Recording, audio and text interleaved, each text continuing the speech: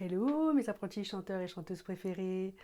Je reviens cette semaine avec une vidéo sur le bien-être du chanteur. Donc, la semaine dernière, nous avons vu comment traiter les tensions de la mâchoire, du cou. Et aujourd'hui, nous allons parler des épaules. Alors, lorsque vous faites votre scan, donc reportez-vous à ma première vidéo, lorsque vous faites votre scan corporel et que vous remarquez par exemple que vous avez certaines tensions au niveau des épaules, les premières choses à faire, ça va être au niveau des étirements. Alors, les étirements des épaules, alors quand je parle des épaules, ça va être ici, mais ça va être également ce qui va être les trapèzes, mais également les omoplates. Donc nous commençons avec épaules et omoplates. Donc vous pouvez amener votre bras comme ça devant vous et avec l'autre bras, vous allez tirer au niveau du coude ici. Vous pouvez tirer vers l'extérieur, comme si vous voulez décrocher votre bras. Et maintenir cette position 15-20 secondes. Vous faites la même chose de l'autre côté, faites bien attention à ne pas relâcher trop brutalement. Et vous continuez à respirer régulièrement surtout. Vous étirez, vous essayez de sentir un petit peu, est-ce que ça me détend, est-ce que je sens l'étirement? Et on relâche tout doucement. Voilà. Au niveau des omoplates, vous pouvez aussi faire ceci. Vous vous faites un grand câlin, vous-même. Vous crochetez avec vos doigts les épaules. Je vais vous montrer de dos. L'idée, c'est qu'on veut mettre plus d'espace entre les omoplates. Parce que lorsqu'on a des tensions à ce niveau-là, c'est souvent... Voilà, tout est triqué. Donc on veut mettre plus d'espace. Nos omoplates sont un petit peu comme des triangles.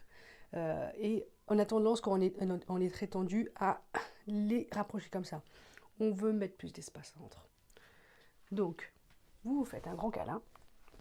Et puis, vous inspirez profondément. Et sur l'expiration, vous allez vous mettre un petit peu en boule comme ça. Vous allez vous recroqueviller et aller tirer ici sur l'extérieur, sur vos épaules, de façon à mettre un peu plus d'écartement entre les omoplates sur l'expiration. Vous pouvez faire ça plusieurs fois. Vous revenez, vous inspirez. Et sur l'expiration, hop, on se met en boule. On vient tirer sur les épaules pour écarter les omoplates. Relâchez bien votre nuque, puisque l'idée n'est pas de détendre un endroit, mais de mettre d'autres tensions à un autre endroit.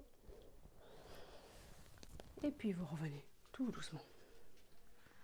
Si vous ressentez des tensions un petit peu plus haut ici, vous pouvez vous asseoir sur une chaise. Vous tenez assez droit, vous posez vos mains sur vos genoux, de manière à ce que ça fasse équerre. L'idée, c'est pas d'être comme ça, mais que ça fasse équerre. Et vous relâchez vos épaules et vous relâchez votre tête en avant et vous la balancez de gauche à droite tout doucement. Et vraiment, ça va vous détendre aussi à peu près cette zone. Alors, ce qui est sympa avec cette zone-là aussi, c'est qu'on peut se faire de l'automassage. Alors, soit vous faites de l'automassage à sec, c'est très bien aussi, ou vous pouvez prendre une huile type huile d'arnica si vous avez pour vous détendre. Et puis, vous venez ici, avec vos doigts, crocheter, vous voyez. Hop. On tire ici. Et on essaie de détendre. Et toute cette zone-là, on essaie de visualiser cette zone-là, parce que ça va être difficile de se voir. On essaie de bien respirer et de se détendre. De ne pas mettre plus de tension dans le bras non plus. Alors encore mieux, si on a quelqu'un à la maison qui est bien sympa, eh ben on lui demande de nous masser les épaules. Et c'est bien aussi. Alors plusieurs raisons peuvent vous amener des tensions au niveau des épaules. Ça peut être au niveau de votre travail, ou votre posture. Comme je disais la semaine dernière, ça peut être aussi votre taille. En tout cas, ça c'est du côté de la dimension physique. Pour ce qui est de la dimension somato-émotionnelle, la symbolique du corps à cet endroit-là peut ramener à un sentiment, peut-être, de j'en ai trop sur les épaules. Peut-être, vous pouvez vous poser cette question, est-ce que j'ai l'impression d'avoir trop de responsabilités, de devoir gérer trop de choses? Est-ce que je me sens obligée de faire beaucoup, beaucoup de tâches pour me faire aimer, pour me faire respecter, ou pour qu'on ait de l'estime pour moi, pour mon travail? Ça peut être le travail professionnel, mais aussi mon rôle en tant que parent, par exemple. Est-ce que je me sens responsable des réussites et des échecs scolaires de mes enfants, par exemple? Est-ce que j'ai l'impression de ne jamais pouvoir me reposer? Est-ce que euh, lorsque je prends du temps pour moi, est-ce que je culpabilise ou je me sens égoïste? Voilà. Généralement, au niveau des épaules, ça concerne la charge de responsabilité qu'on se met ou qu'on a hein, en réel. Je ne dis pas que c'est imaginaire, mais c'est quels sont les choix de responsabilité on se met sur les épaules. Est-ce que ça finit par trop peser? Est-ce que je peux essayer de trier les tâches ou les responsabilités que j'ai pour m'alléger un petit peu des épaules?